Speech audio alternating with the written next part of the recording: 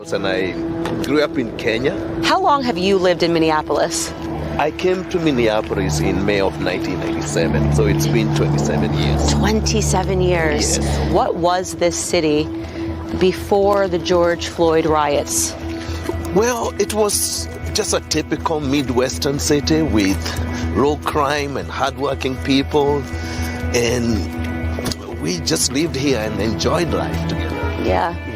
And then things took a bit of a turn, and this is... Who else remembers the stereotypes of Minnesota being really nice folks with a little bit of a Canadian accent? You know, the old-fashioned stereotypes where you think that everybody in Minnesota is just going to be like, oh, don't you know, I can give you some bread, Sonny. I don't know what it is, but it used to be marked as something that was a more family-oriented state than some.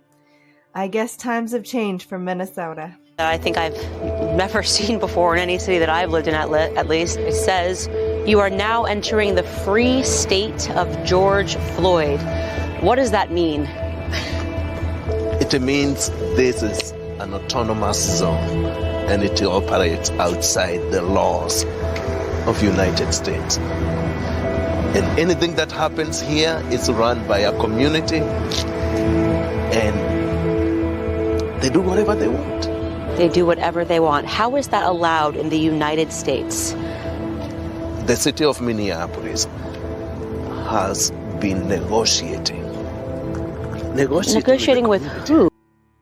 Yo, this is crazy to me. It is so crazy to think that there's an entire town within the United States, in a big state with a big population, where the government is not really involved. Law enforcement is not involved. It's ran by the citizens. And, you know, I would say this kind of thing's a good thing if it were being successful. But if you have a look at these rundown buildings, it's not successful. Everything good has been chased from this town. With the community. Wow. So the city is being held hostage by the community that is running the autonomous zone. Do I have that understood? That's correct. Wow. Yeah. So we are now entering a state where really anything goes, right? Really sort of anything goes, right?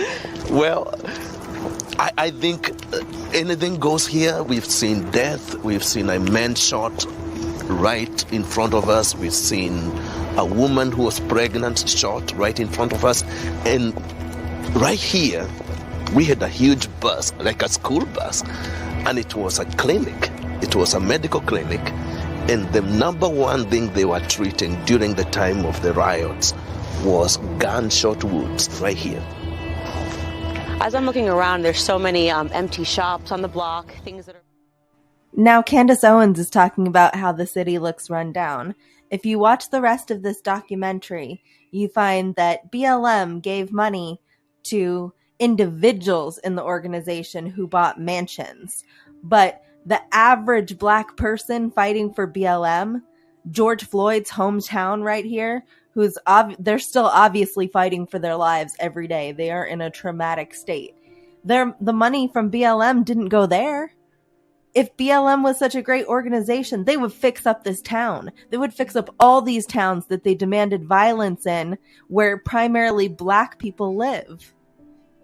And we just lived here and enjoyed life together. Yeah. And then things took a bit of a turn, and this is something different, would you say?